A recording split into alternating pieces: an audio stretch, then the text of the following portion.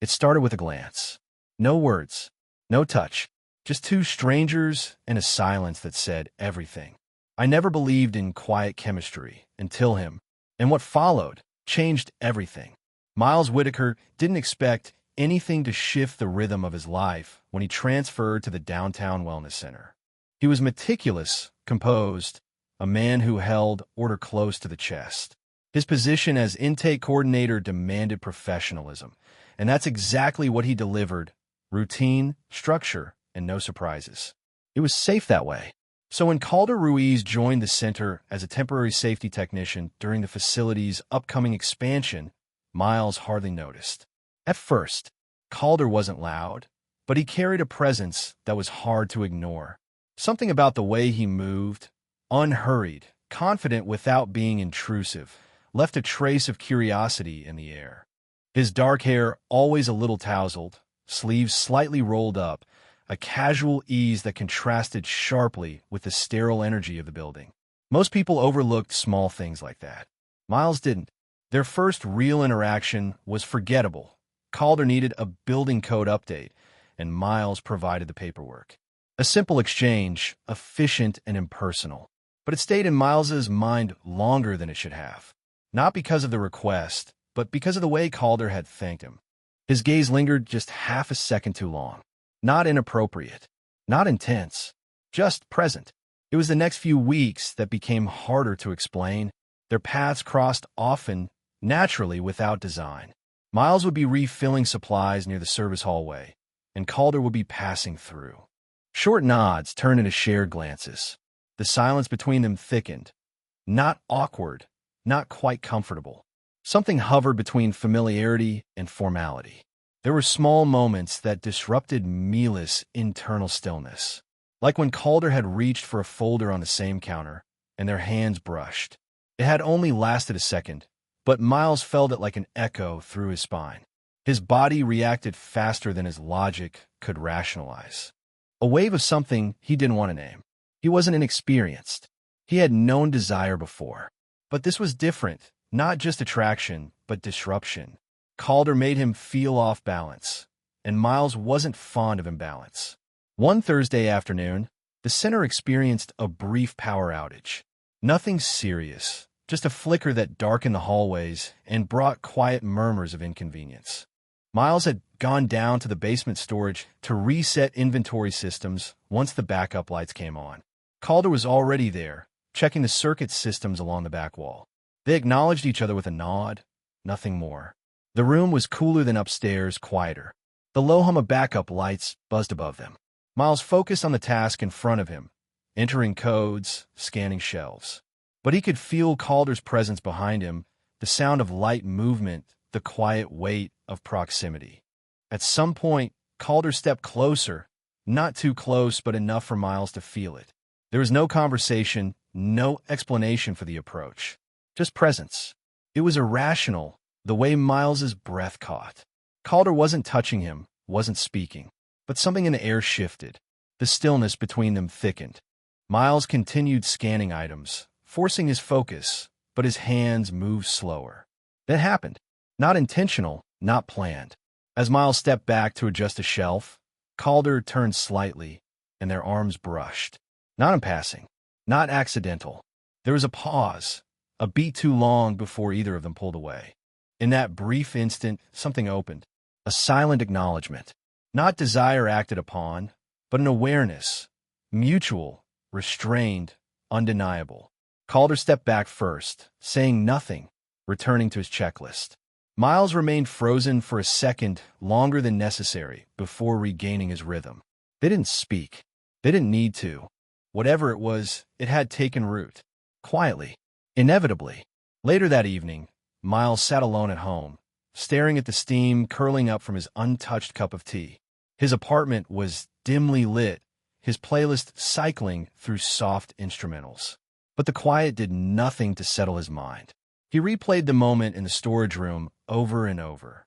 It wasn't the contact itself, it was how his body had responded, how his mind hadn't objected, how the silence, after it said more than any words could have.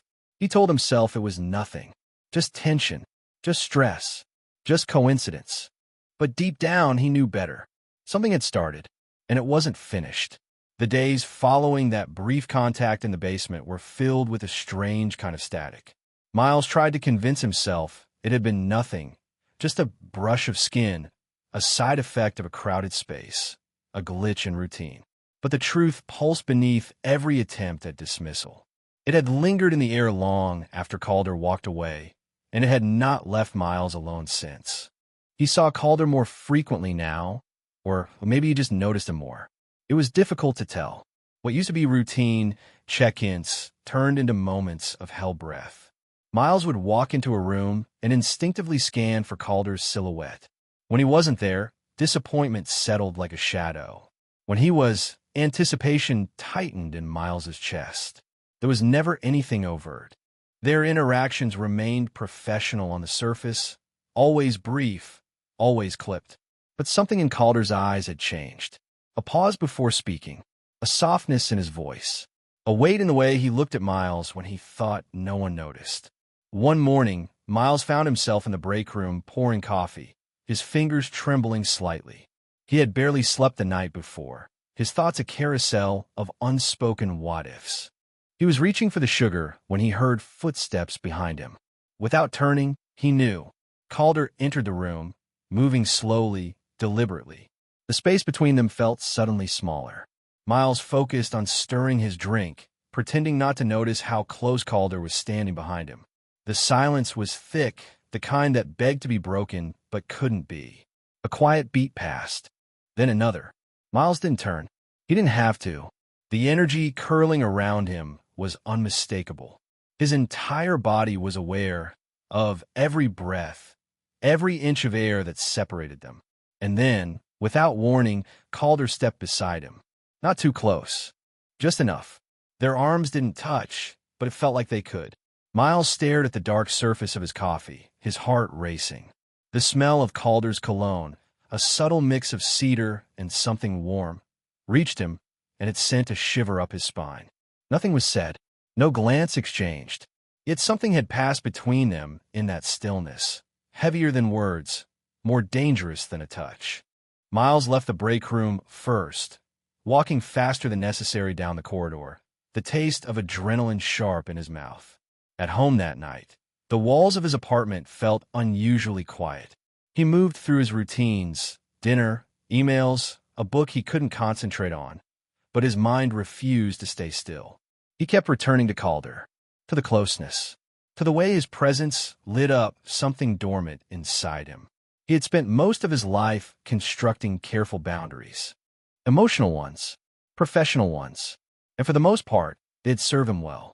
But now, one glance, one near touch, had begun to unravel that order. And it wasn't just attraction. It was something slower, deeper, something that crept under his skin and made him question every line he thought was permanent. The next day, he saw Calder across the courtyard through the glass windows. Calder was talking to one of the maintenance supervisors, nodding, calm as ever. But then, almost as if sensing it, Calder looked up. Their eyes met. Just for a second. Just enough. Miles looked away first, but not fast enough to hide the way his breath hitched.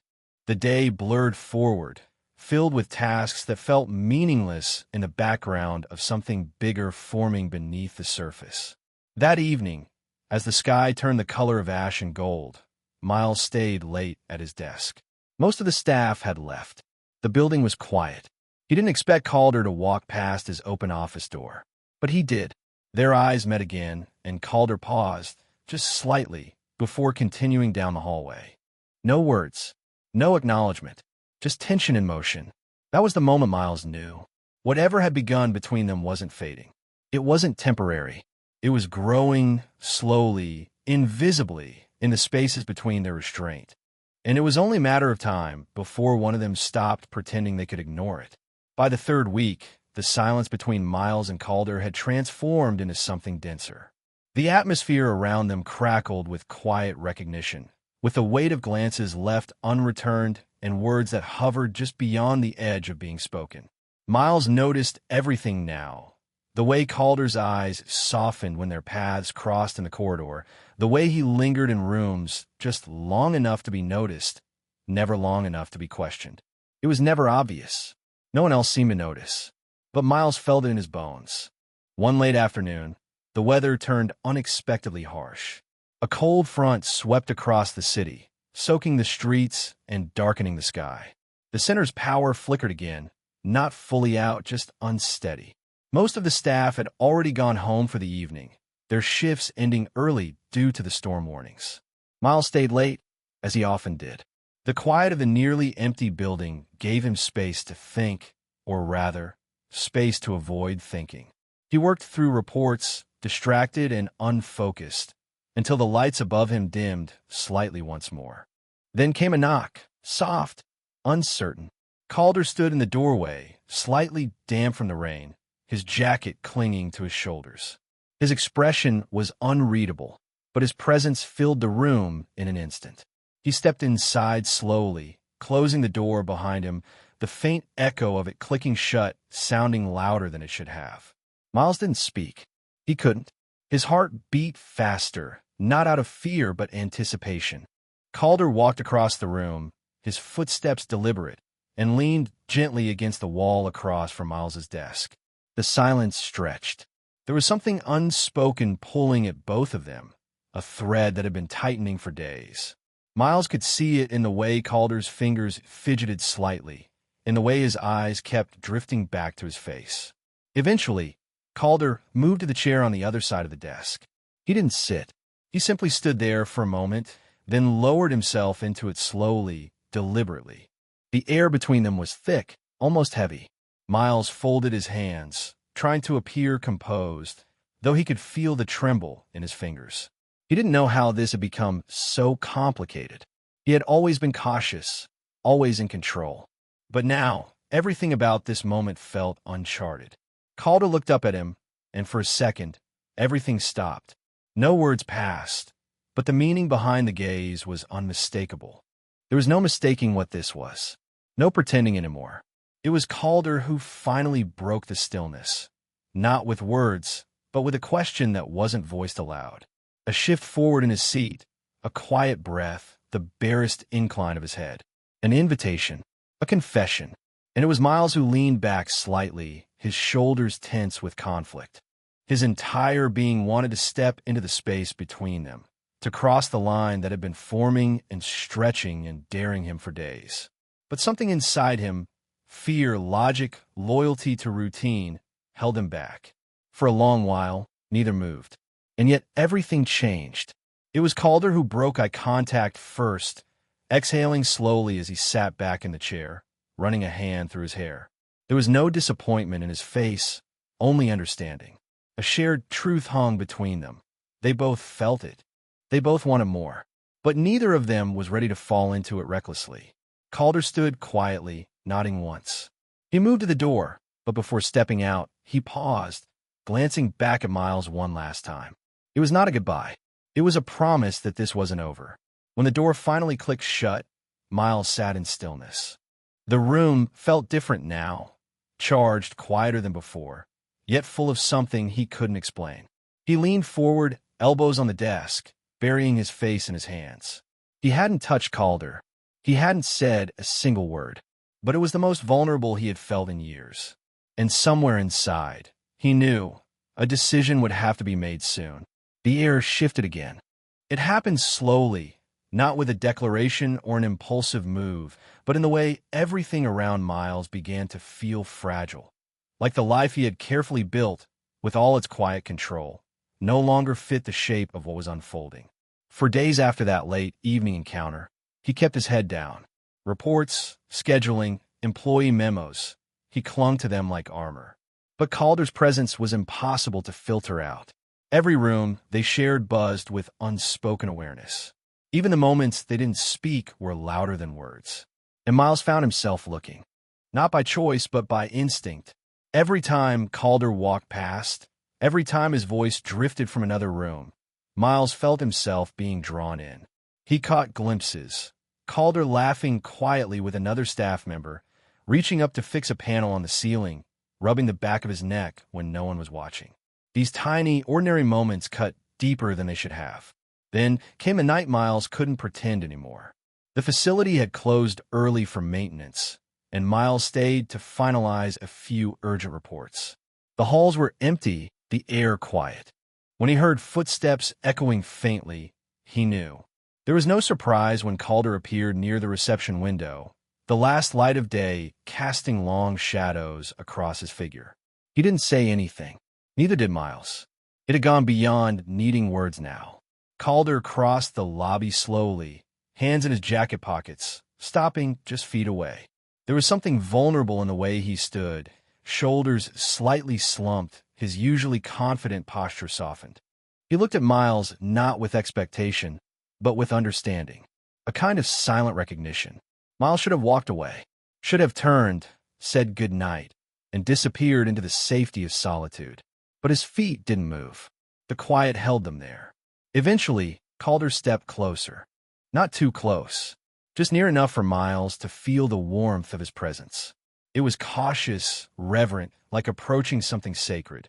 There was a moment, one long inhale, when Miles finally allowed the truth to rise without resistance.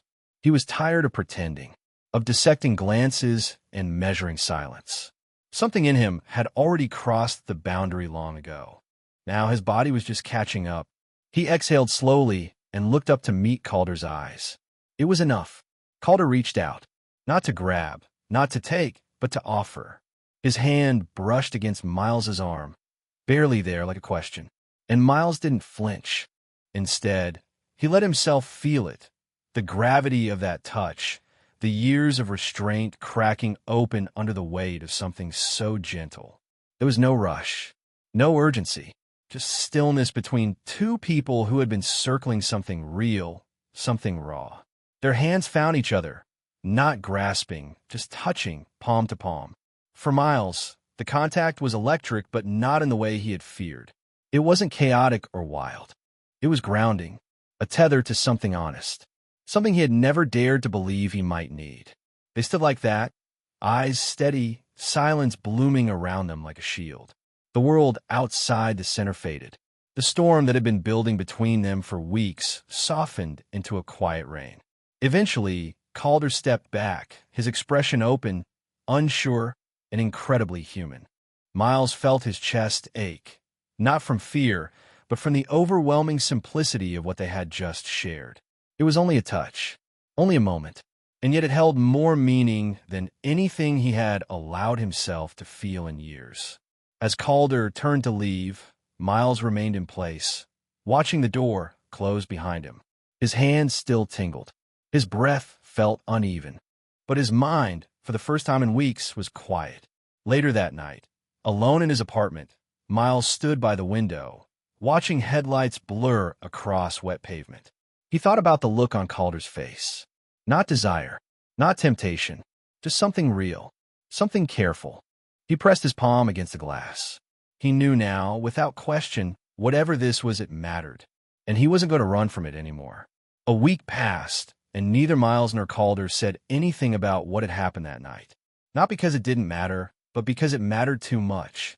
There was something sacred in the silence they had shared, something neither of them wanted to ruin by rushing into words that would fumble and fall short.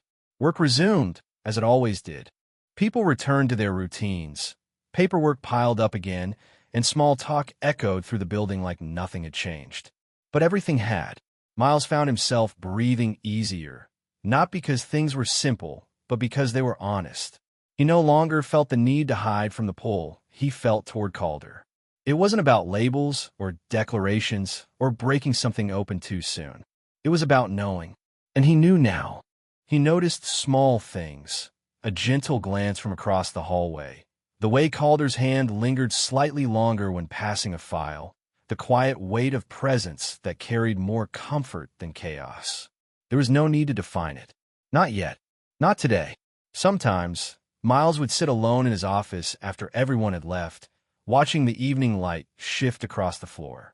He would think about all the years he had lived in control, wrapped in the certainty of isolation. And then he would remember the warmth of Calder's palm against his own, and he would feel something he hadn't allowed himself to feel in a long time. Hope. One Friday evening, the center hosted a small appreciation event. Staff lingered in the lounge, sipping coffee and nibbling from modest trays of pastries. It was casual, informal, a way to ease into the weekend. Miles stood near the back, not quite engaged in any conversation, simply observing. He didn't mind the distance. It gave him room to breathe. But then Calder entered, his eyes scanning the room. When they found Miles, he offered a brief, knowing smile. Not the kind that demanded attention. Just enough to say, "I see you." And that was enough. Later that night, after most had left and the sky had darkened into velvet blue, Miles walked toward the exit.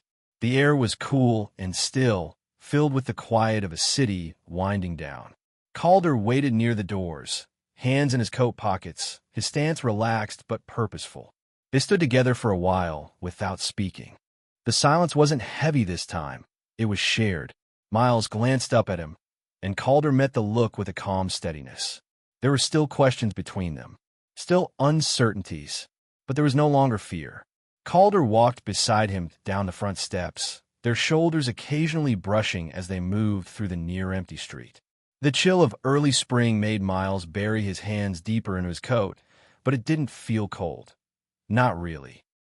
They didn't make plans, didn't set expectations, but there was something unspoken in the way their steps aligned, in the way they paused at the same corner, both hesitant to part too soon. Eventually, Calder offered a quiet goodbye, his voice low, steady. He didn't ask for anything.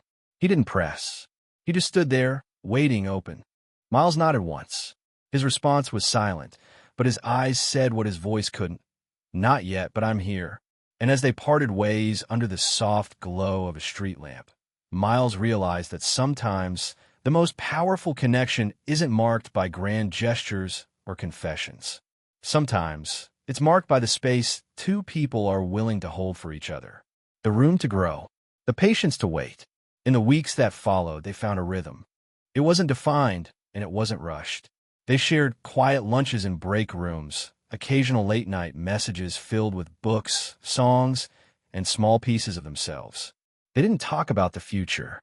They didn't have to. They were building something in the in-between, solid, careful, real. One evening, as Miles sat on his balcony with a warm mug in hand, he looked out over the city. The lights blinked gently in the distance, and the air smelled faintly of rain. His phone buzzed, a message from Calder. Just a photo of an old record player and a single sentence. "Thought of you." Miles smiled, not wide but soft. The kind of smile that reaches the chest before it touches the lips. He didn't know where this would go. He didn't know what it would become. But he knew this. Whatever it was, it had begun quietly, unexpectedly, and with care. And that was enough for now.